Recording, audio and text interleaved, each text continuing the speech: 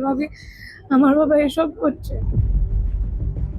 ওর তো কোনো কথারই কোনো ভ্যালু নেই, এখন তো সিম্প্যাথি কার্ড খেলছে। কোনো মেয়ে কি বলবে তখন অন্য বন্ধুদের বাবাকে দেখে আর ভাবি আমার বাবা এসব করছে। ওর তো কোনো কথারই কোনো ভ্যালু নেই। তো আজকে যে ঘটনাটা ফেসবুকে বা ইনস্টাগ্রামে গতকাল যে সোশ্যাল মিডিয়ায় যেটা দেখা গেছে সেইটার বিরুদ্ধে আমরা কমপ্লেন করেছি। বাকি অন্যান্য বিষয় আমরা পরে করব, সেটা আমরা লিগালি আগে প্রসিড করি, তারপরে আপনাদের জানাবো। তাতে তো না, তাতে ও নিজে স্বীকার করেছে যে ওরা বিয়ে করেছে, যেটা ইল্লিগাল, আবার প্রমাণ করে দিয়েছে। আর যেগুলো লিখেছে, মানে আমার মেয়ে পাশে আছে আর কি বলবো, মানে ওকেও লজ্জা করছে, সেগুলো আমাদের ফলাও করে বলতে হচ্ছে যে আমাদেরই হাজবেন্ড আমাদের সাথে কতদিন ছিল কি ছিল না সেটার ক্ল্যারিফিকেশন ও দেবে। মানে বিয়েটা আমার আমার মেয়ে আমার পাশে দাঁড়িয়ে আছে, আর আমার বর কতদিন ছিল, আর আমি আরবানা এনআরআই কমপ্লেক্সে থাকি, সেখানে এত সিকিউরিটি করা। আমি সিসিটিভি ফুটেজ দেখালে এক্ষুনি মেয়েটা কি বলবে তাহলে? ও হিরণ কতদিন ছিল আমি তো প্রমাণ করে দেবো এক্ষুনি। ওর তো কোনো কথারই কোনো ভ্যালু নেই, এখন তো সিম্প্যাথি কার্ড খেলছে যে ওর এই অসুস্থতা বলে। তাহলে বেশ, তাতে দেখলাম মিডিয়া ভীষণ অনেকেই ওর প্রতি খুব সিম্প্যাথেটিক ব্যাপারটা দেখাচ্ছে। ও তো এটাই চায়, এই পোস্টটা লিখেইছে তো এই জন্য।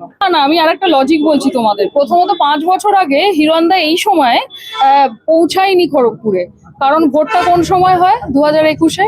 তাহলে 5 বছর তো হয়ই না। হিরণকে মানে রীতিকাকে হিরণ চ্যাটার্জি চিনতই না তখন, তাই না? হিসেব মতো তো তাই। ও তো তখন ও ক্যান্ডিডেট নির্বাচনই হয়নি আগের মানে 2021-এ। তাহলে ও 5 বছর হয় কি করে? হাস্যকর কথাবার্তাগুলো। ডিভোর্সের নোটিশ ওভাবে পাঠানো যায় না, ডিভোর্সের নোটিশ কোর্ট থেকে আসে। কোর্ট থেকে তো আসে ওনাদের যে একেবারে। একটা লিগাল একটা লয়ার্স নোটিশ একটা পাঠানো হয়েছিল, সেটার সাথে ডিভোর্সের কোনো কিচ্ছু লেখা ছিল সম্পর্কই না, নেই না। আর কি। বেসিক্যালি মানে কখনো কোনো কোর্ট থেকে কোনো নোটিশ ডিভোর্স সংক্রান্ত আসেনি। আমি মেয়ে হয়ে আর কি বলবো, কালকে আসে। এফআইআর নাম্বার হোক, তারপরে আমরা জানাচ্ছি। দুজনের বিরুদ্ধে অভিযোগ হয়েছে।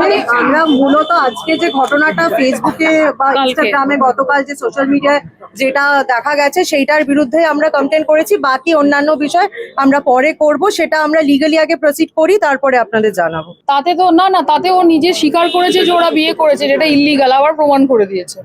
আর যেগুলো লিখেছে, মানে আমার মেয়ে পাশে আছে আর কি বলবো, মানে ওকেও লজ্জা করছে, সেগুলো আমাদের ফলাও করে বলতে হচ্ছে যে আমাদেরই হাজবেন্ড আমাদের সাথে কতদিন ছিল কি ছিল না সেটার ক্ল্যারিফিকেশন ও দেবে। মানে বিয়েটা আমার মেয়ে আমার পাশে দাঁড়িয়ে আছে, আর আমার বর কতদিন ছিল, আর আমি আরবানা এনআরআই কমপ্লেক্সে থাকি, সেখানে এত সিকিউরিটি করা। আমি সিসিটিভি ফুটেজ দেখালে এক্ষুনি মেয়েটা কি বলবে তাহলে? ও হিরণ কতদিন ছিল আমি তো প্রমাণ করে দেবো এক্ষুনি। ওর তো কোনো কথারই কোনো ভ্যালু নেই, এখন তো সিম্প্যাথি কার্ড খেলছে যে ওর এই অসুস্থতা বলে। তাহলে বেশ, তাতে দেখলাম মিডিয়া ভীষণ অনেকেই ওর প্রতি খুব সিম্প্যাথেটিক ব্যাপারটা দেখাচ্ছে। ও তো এটাই চায়, এই পোস্টটা লিখেইছে তো এই জন্য। না, আমি আর একটা লজিক বলছি তোমাদের। প্রথমত 5 বছর আগে হিরণদা এই সময় পৌঁছায়নি খড়গপুরে, কারণ ভোটটা কোন সময় হয়? 2021-এ। তাহলে 5 বছর তো হয়ই না। হিরণকে মানে রীতিকাকে হিরণ চ্যাটার্জি চিনতই না তখন, তাই না? হিসেব মতো তো তাই। ও তো তখন ও ক্যান্ডিডেট নির্বাচনই হয়নি আগের মানে 2021-এ। তাহলে ও 5 বছর হয় কি করে? হাস্যকর কথাবার্তাগুলো। ডিভোর্সের নোটিশ ওভাবে পাঠানো যায় না, ডিভোর্সের নোটিশ কোর্ট থেকে আসে। কোর্ট থেকে তো আসে ওনাদের যে একেবারে। একটা লিগাল একটা লয়ার্স নোটিশ একটা পাঠানো হয়েছিল, সেটার সাথে তখন অন্য বন্ধুদের বাবাকে দেখে আর ভাবি আমার বাবা এসব করছে। You failed as a father and a husband all together, আর কিচ্ছু না। মানে আমার কাছে হিরণই বলেছে, ওর এত বয়স, বাচ্চা মেয়ে, এরকম আমাকে ব্ল্যাকমেলিং করছে, বোঝোই তো একজন হিরোর সাথে ওর দেখা হয়েছে। মানে এই কথাগুলো আমাকে হিরণই বলেছে। মানে আমি তো রীতিকাগিরির আত্মীয় নই, রীতিকাগিরির সাথে হিরণ জড়িত, আমি তো নই। আমি ওর মাও না, দিদিও না। আমার তো বয়স, ওর এক্সাক্ট বয়স, তাহলে ও প্রমাণ করে দেখাক না, ওর বার্থ সার্টিফিকেট দেখাক, ওর বয়স কত, প্রমাণ করুক না। আমি তো সমস্ত প্রমাণ নিয়ে এই যে থানায় এসে করে গেলাম, ওকে করতে বলুন।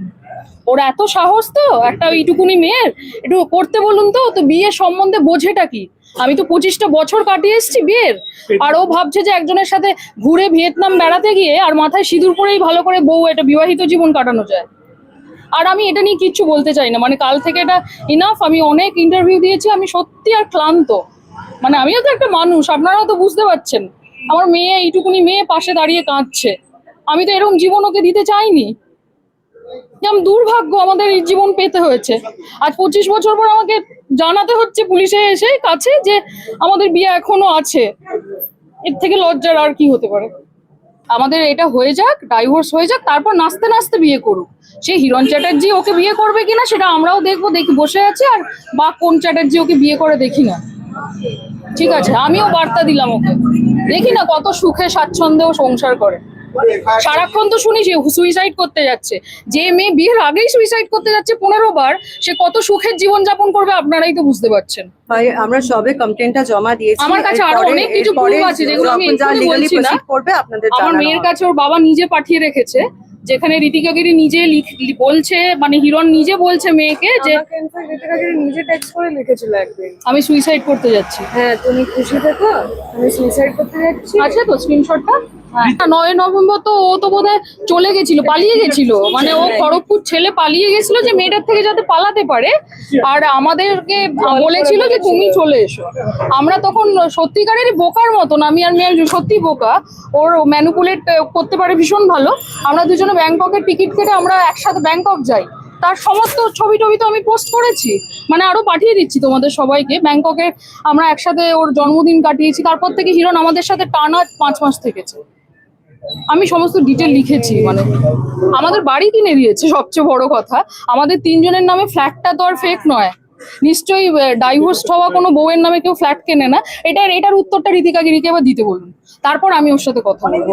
হ্যাঁ ওটা লোনটা আমার মেয়ের নামেও নিয়েছে হিরণ, কারণ হিরণ তাহলে চাইছে যে 3 জনে মিলে বেশ জড়িয়ে জড়িয়ে থাকি আমরা।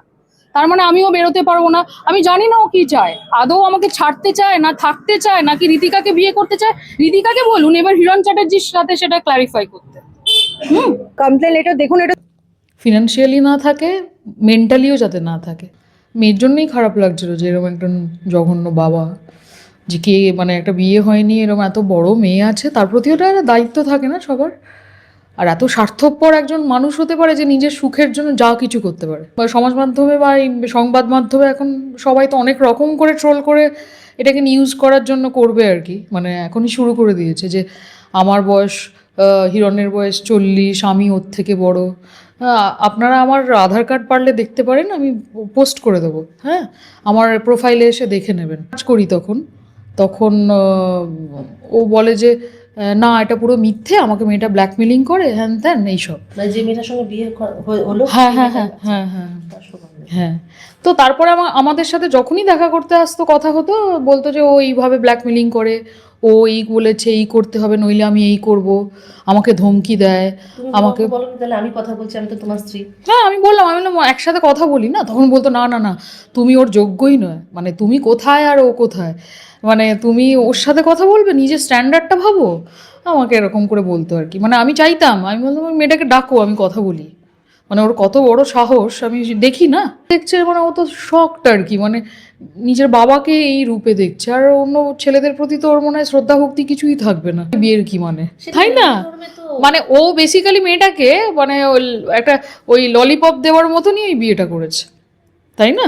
এটা তো মানে যে তুই শান্ত থাক বাবা, তোকে একটা সিঁদুর পরিয়ে দিলাম, নিয়ে শান্ত থাক। তারপরে কিন্তু আবার ক্ষমা টমা চেয়ে যে আমি বিরাট ভুল করেছি, তুমি আর হিয়া যদি না বাঁচাও আমি কিন্তু বাঁচতে পারবো না এটা থেকে, বলে ও কিন্তু আমাদের সাথে আবার চলে এসেছিল। মানে আমাদের সাথে, মানে পুরো খড়গপুরের বাড়ি টাড়ি সমস্ত বন্ধ করে MLA হস্টেলে থাকতো, সেটা পর্যন্ত ডিক্লেয়ার করে যে আমি আর এখানে থাকবো না, আমার নিজের বাড়িতেই থাকবো বলে আরবানাতে আমাদের সঙ্গেই থাকতো 2024 থেকে 2025 ফেব্রুয়ারি মার্চ অব্দি। মাঝখানে কি একটু দূরত্ব তৈরি হয়েছিল, মানে যে মাঝে কম আসা যাওয়া ছিল।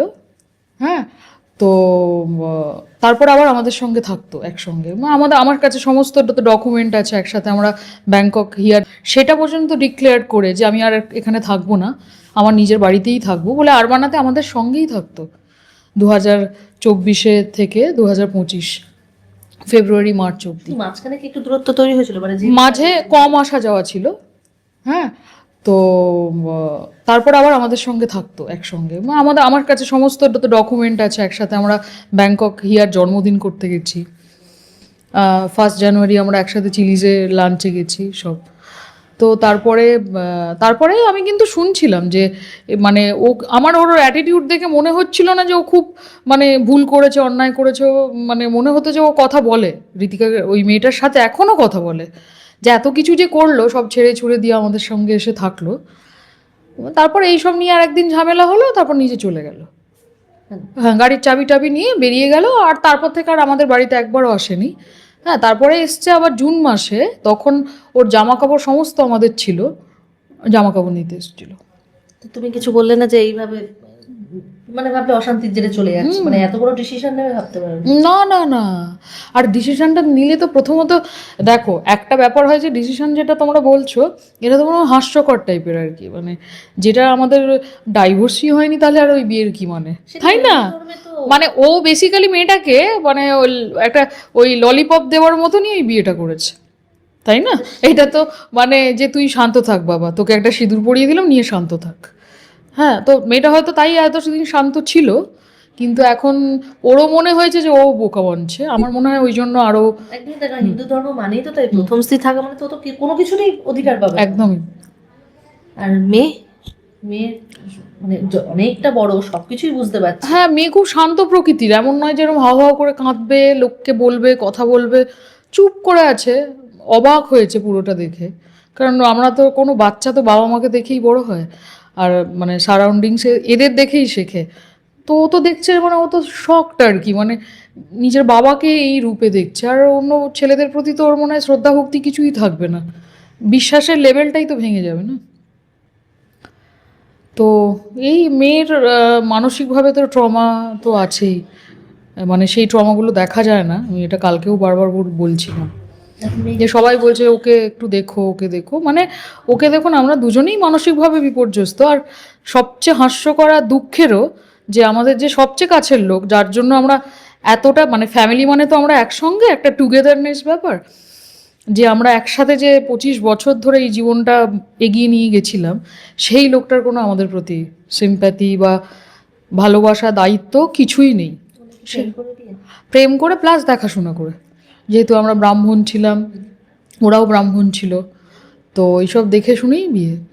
আচ্ছা, মাঝখানে যখন আমি যখন 18 বছর বয়স, এটাও কোট করছি, আমার 2000 সালে, যদি আপনারা যারা ট্রোল করেন তারা একটা এটা লিখে রাখুন যে 1982 সালে আমার জন্ম হলে তাহলে আমার 2000 সালে আমার 18 বছর 2 মাস বয়স ছিল, তখন আমার বিয়ে হয়েছে। হ্যাঁ, আর হিরণের 24 বছর বয়স ছিল।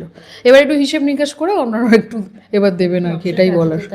হ্যাঁ সেটাই, মানে ওরা কোনো ইমোশন কেন, মানে আমি তো কোন দূর চাই, ছোট ছোট কচি বাচ্চাদেরও, মানে আমি যেখানে থাকি আর বানাতে সমস্ত সেলিব্রিটিরাই তো থাকে, তারা সবাই আমার খুব ভালো বন্ধু, তাদের ছেলে মেয়েদেরই ছাড়ে না, তো আর আমায় কি ছাড়বে, আমি এক্সপেক্টও করি না।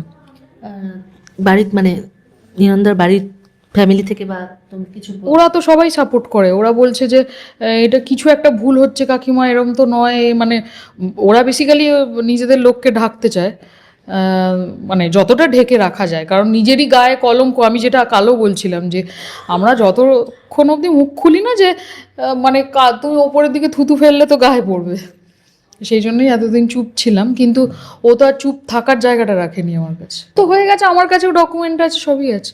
আচ্ছা, তোমাকে যেটা বলছি, মাঝখানে যেহেতু দূরত্ব তৈরি হয়েছিল, সেই সময় মেয়ে যেহেতু বড়, বাবাকে কিছু বলেনি বা হ্যাঁ, মেয়ে সবসময় আমার পাশে থেকেছে, প্রোটেস্ট করেছে, আর মেয়েকে তখন ইভেন এরকমভাবে ও বলতো কথা, মানে ইটস আ ব্ল্যাকমেলিং অ্যাকচুয়ালি, একটা ছোট্ট মেয়েকেও বলতো যে হ্যাঁ তুমি মাকে এত করছো, তো মায়ের ফরে কথা বলছো, আমি তো তোমার সাথে কিছু করিনি, আমি তো মার সঙ্গে করেছি, এটা বলতো। ও তখন বলতো তুমি তো অন্যায় করছো যেটা করছো, বলছো আচ্ছা আমি তোমার পাশে না থাকলে তোমার এই বিদেশে পড়াশোনা এত কিছু সব চালাতে পারবে তো তোমার মা? তখন বেচারা ছোট্ট, মানে ও তো ছোট্টই, ও তো জীবনে তো আর এই তো সবে 18 হয়ে 19 হয়েছে, বেচারা করে তাকিয়ে থাকতো, মানে নিজের বাবা যে এরকম কথা বলতে পারে, ও এরকমই ধরনের শয়তান লোক। ওর মায়ের মুখোশটা এত সুন্দর, বয়স্করা যারা এমনি দেখেন, কথা শোনেন, ভাবেন যে ভীষণ জ্ঞানী আর খুব নম্র ভদ্র, কিন্তু তার পিছনে একটা সাংঘাতিক, মানে বলে না নেকড়ের রূপ রয়েছে, সেটা তো যারা খুব কাছের তারাই জানে। আর আমি ওকে, মানে এটা আমি সংবাদ মাধ্যমে বলছি, আর হিরণ শুনুক, যে আমি ওর বাবা মা মারা গেছে 97-এ, আর আমি 2000 সালে বিয়ে করেছি, তাহলে 25 বছর ওকে জীবনে পৃথিবীতে সবচেয়ে বেশি দেখেছি আমি, 25টা বছর, যেটা ওর দিদিরাও দেখেনি, দিদি বোনেরাও দেখেনি, কারণ তাদের সাথে হয়তো ছিল 24 বছর, কারণ 24 বছর বয়সে আমার সাথে বিয়ে হয়েছে। তো এই যে 25টা বছর আমি ওকে চিনি, এত ভালো করে চিনি, তাই ও এখন কি কথা বলবে কি না করবে আমার সব জানা। আমি ছিলাম পাশে। ও ছিল না, ও আমার পাশে ছিল না। কবে থেকে মানে প্রথম বিয়ের কতদিন পর? আমি বিয়ের বেশ কিছুদিন, মানে আমার বাচ্চা হওয়ার কিছুদিন আগে থেকেই, মানে আমরা ঠিক 5 বছর পরে আমি কনসিভ করি। 2006-এ আমার মেয়ে হয়েছে। এটারও হিসেব করে নেবেন আপনারা, 2006-এ যদি আমার নভেম্বর মাসে মেয়ের জন্ম হয় তাহলে আমি ঠিক বলছি কিনা। আমার তো বয়স নিয়েই এখন চালাচালি করে ট্রোল করবেন। তো ওর এখন 19 বছর বয়স। তো আমি মানে বিয়ের বাচ্চা হওয়ার আগে এরকম কয়েকটা ঘটনা আমি শুনছিলাম। আমি তখন না, যখনই ওকে প্রোটেস্ট করেছি, কান্নাকাটি করেছি, ও তখন আমাকে